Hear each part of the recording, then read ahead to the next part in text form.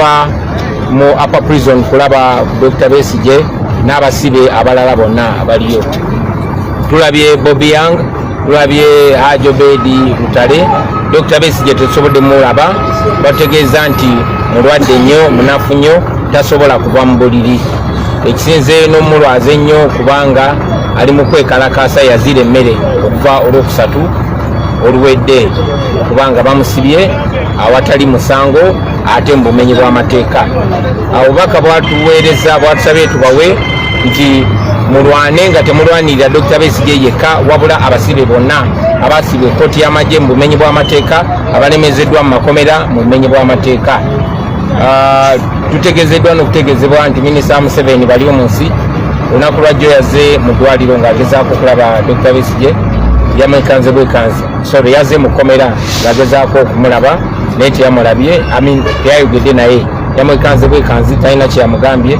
Naye era tumanyi nti Minisita Museveni ajja kuvaayo abeeko byagamba eggwanga. Olunaku lwa leero okugoberera bino twasazeewo tusinkane abakulembeze ab'enjawulo, tusale entoto engeri gye tugenda okudiringana eno embeera, kubanga era bwe tuze tubategeeza nti tetagetinga Dr. Besigye yekka n'obulumbaganyi si bwa Dr. Besigye yekka wabula bonna abalwanisi b'eddembe, bonna aba opponent bwa Museveni. Kino tekiri ku muntu omu, bwe bamala Dr. Besigye banona gwe oba nze. So kitukakatako ffenna okulwanyisa obumenyi bw'amateeka obubunyizibwa buno, ffenna tusobole okubeera free, okubeera safe. In English, after this we have decided to converge all of us forces of change, and we'll be meeting later on today to find ways of exerting as much pressure as possible to see that our comrades are released and to end this impunity. So we're meeting later on today as forces of change, but we continue to call upon all of you Ugandans in your individual or collective capacities to do anything and everything possible to increase the pressure so that we can save Dr. Besigye and all the political prisoners that are being held. So buli omu akole kyasobola mu busobozi bwe okulaba nga tusawo pressure mu ngeri yonna basomole bannaffe bano tukomye n'obumenyi bw'amateeka buno. Thank you very much. Maybe Mama will. I just want to add a few words to what the president has said, that what is happening here is just a collapse of democracy. It's a collapse of the rule of law, a collapse of good governance. Dr. Besigye is here in Eluzira illegally. And for any human being, the right place where Dr. Besigye should be is in a hospital.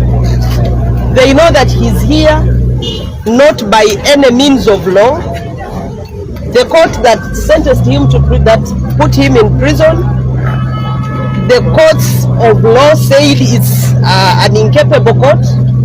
It was a court that was not supposed to be hearing cases of civilians. But so unfortunate that those who are in power see it important to continue violating the law because they have the gun. And so it is upon us Ugandans, like we said at the beginning when Dr. Besigye was arrested, that an attack on one of us is an attack on all of us. What Dr. Besigye is going through, any one of us can go through it. So it is all of us to say no to this kind of impunity, to say no to military rule, to say no to mismanagement of the affairs of Ugandans. You and me have that power, and the Constitution gives it to you. Let us all use every energy that we have and every effort that we can have to say no to the dictator. Tukimanyi ffenna nga bwe Dr. Besigye ne banne abali mu kkomera kuva mu kkooti y'amagye nga bwe bali wano bumenyi bw'amateeka. Kitulumanya okulaba nti gavumenti ya Uganda ekozesa obumenyi bw'amateeka okusiba abantu. Tetusobodde okulaba Dr. Besigye tebakubanga ali wiiki tasobola kulaba muntu. Mu buntu obulamu Dr. Besigye teyali badde mu kkomera. Yali badde ng'ali mu ddwaliro ng'alaba abasawo. Era ne alina wano iligale ali wano mu bumenyi bw'amateeka kubanga kkooti y'amagye eyamusindika wano mu kkomera yakikola mu bumenyi bw'amateeka. Ekintu kyonna ekikoleddwa mu bumenyi bw'amateeka kiba kimenya amateeka, so si kirungi okugobererwa. Simanyi lwaki Dr. Besigye akyali wano mu komera.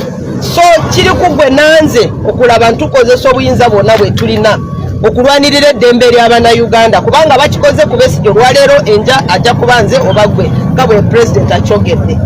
Kati tukozesa amanyi gonna ge tulina, oba olina omumwa, oba olina ki, oba olina kamera, oba olina ki, kikozese okulwanirira eddembe. Eddembe lyetulwanirira si lya Dr. Besigye yekka, lya buli Munnayuganda yenna waali.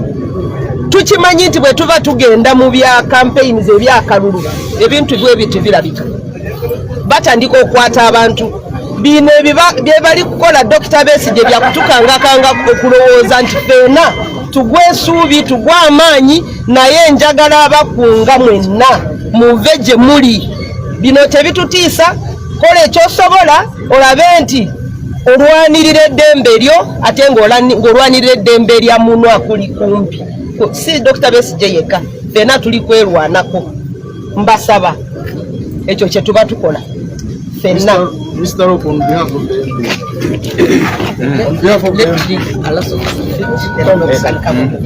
let Mama Honorable Alaso first say something, then I can respond to what you want me to. I think basically what I want to emphasize is that government, President Museveni, the CDF and their team stand cautioned that they are playing with a powder cage. This continued mismanagement, specifically of Dr. Besigye's life, could easily plunge this country into a very chaotic situation beyond their ability, their presumed ability to manage. And therefore, for the good of this country, not just for the sake of those of us in the opposition, for the entire good of everybody, including the oppressors themselves, they need to get Dr. Besigye out of this place alive, not as a dead body. Because as Ugandans, we will not accept Dr. Besigye out there as a dead body. We want him there as a human being, a citizen who was committed to prison when he was alive and well. And also the prison authorities should stop being conspirators in breaking the law. How can the Supreme Court of the land tell you that this is an illegality and you continue to hold people like that? So we warn them, we caution them. If they want us to beg, some of us are already begging them to have sense in their heads and get these people out before it is too late.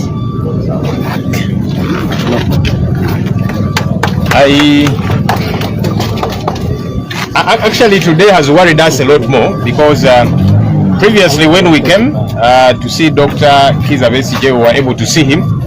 But the fact that today we were not able to see him because he could not leave his bed to come, he's too frail to move, it's even more worrying, and it should worry all of us. I want to appreciate colleagues in Parliament because we have raised this matter severally. But we want to see a lot more that we can do. So tomorrow we are going to meet as the opposition caucus, joint opposition caucus, all opposition political parties, members of Parliament, tomorrow morning, to discuss this issue further, because each time we raise it, government tells us, okay, we are bringing a response, the speaker says the matter is in court and so on, but we think that this situation cannot continue to happen this way, especially now because we don't know the state in which Dr. Kizza Besigye is, now that he cannot even get out of bed to come and see visitors. It's a very worrisome state of affairs. We'll do all that we have got to do as leaders, but we are calling upon the people of Uganda, let all of us play our part. Sometimes I see people, you know, whether it be on social media, some saying, so and so you're not doing enough, so and so you're not doing enough. All of us have got a part to play. Don't expect somebody to play a part for you. For you, what are you doing about this situation? About Dr. Kizza Besigye, NUP political prisoners, and all of us, by the way. This is not just a question of Dr. KB and NUP. All of us, you know, we are next if we do nothing about it. So let everybody play their part. Ekyalero kyo kitutiisizaamu kubanga lwe twasemba okujja wano twasobola okulaba Dr.kizza Besigye Obed Lutale n'abalala, naye olwaleero ye Dr. Kebbi tetusobodde kumulaba ku lwaki tasobola kuva mu buliri, ali mu mbeera mbi muyi nnyo, tasobola na kusituka kutambula. Kati ffe ekyo kyongedde okutweraliikiriza. Kwenkya ababaka abali ku ludda olw'opposition parliament tugenda kusinkana tuddemu okuwaya ku nsonga eno, tulabe ki ekirala kye tuyinza okukola. Tuze tulyogerako of course ku ya parliament, government gaba tusuubiza kye tukolako, speaker ng'agamba kirimu kwasaganyizibwa mulindeeko naki, naye tulindeko paka ddi, kubanga embeera ya leero yo etweraliikiriza mutasobola na kuva mu buliri olw'embeera embi gy'alimu, okuvaayo okujja abantu abazze okumulaba kyeraliikiriza. So tugenda kutuula ng'ababaka ab'opposition lunaku lw'enkya tukanye kiki kyetuzaako, naye nga bwe tukola kye tulina okukola ffe ng'abakulembeze. President abuulidde nti leero abakulembeze b'ebibiina ebyenjawulo eby'opposition tugenda kusinkana saa 8, ababaka opposition tugenda sinkana olunaku olw'enkya, ffenna nga tutema entoto kiki tusobola okukola, tukuba omulanga eri bannansi, ffenna buli omu akole kyasobola okukola. Kino tekiri just ku Dr. Kebbi, aba NUP be baasiba emyaka gino gyonna naki, ffenna ensonga eno ebe tukwatako nti bava ku bano oba oli awo ogoddako, buli omu akole kyasobola okukola. Tulina okulaba abantu abamu nga bemulugunya ku social media, ono gundi tokoze kimala, omukulembeze ono tokoze kimala, gwokozeewo ki? Bino si byakusonga lunwe mu muntu, buli omu ali mu kukola kyasobola okukola. Nye naffe buli omu akole kyasobola okukola mu kifo ky'okugamba ono takoze kimala, ono takoze kimala, ffenna kitukwatako. Thank you Lord. Pozi ekisemberayo ddala just to emphasize ensonga ya Lord gyayogeddeko. To all of you Ugandans, don't leave this to politicians. This man is actually dying. Dr. Besigye is in a terrible state. He cannot leave his bed. Obed Lutale told us he collapsed this morning when they were trying to carry him out of bed. So he's in a terrible state. He's dying. You saw how Sejinia died. We will not forgive ourselves as Ugandans if Besigye dies when we've not put enough pressure. So don't leave this to politicians. You've heard Museveni's son saying Besigye will either leave prison in a coffin or after kneeling down to Museveni. So this is upon all of us to save Besigye. You've saved me before. We can save Besigye and all these other political prisoners. So take charge, rise up all of you. Bana Uganda banafe mwena. Besigye bali mumutira mu komera. Mwabiwulidde mwakiraba mutabani wa Museveni agamba Besigye ajja kuva mu komera ngali mu kesi y'abafu obanga amaze okufukamirira Museveni. So kiri erimu tembirekera ba politician bokaboko babakulembeze. Naawe gy'oli osobola okukola ky'osobola gwenga omuntu oba mu small groups zammwe abali mu Uganda n'abali ebweru. Put pressure to save this man and save other political prisoners. Tukikole fena tusobola okikola. Don't just point fingers at each other. Do something to save him and save our country. Thank you very much. Thank you very much, ladies and gentlemen. We just came from Eluzira Upper Prison. We had gone to check on Dr.kizza Besigye, Obed Lutale, Bobiwine and many other political prisoners. We were not able to see Dr.kizza Besigye because we were told he's very weak. He's not able to leave bed unsupported. But we saw Obed Lutale. We also saw Bobiwine. They're in high spirits. They told us that Dr.kizza Besigye has been on a hunger strike since Wednesday last week.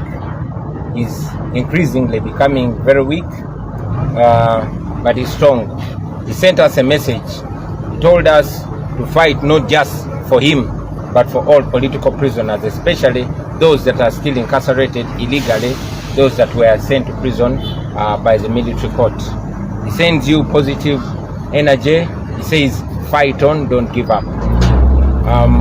We also were able to learn that Mr. Baryomunsi, Museveni's minister, went to see Dr. Besigye yesterday. Dr. Besigye was shocked to see him. He did not speak to him. So whatever Baryomunsi is telling the nation are his own words, are not coming from Dr. Kebbi. You're going to hear from our fellow leaders.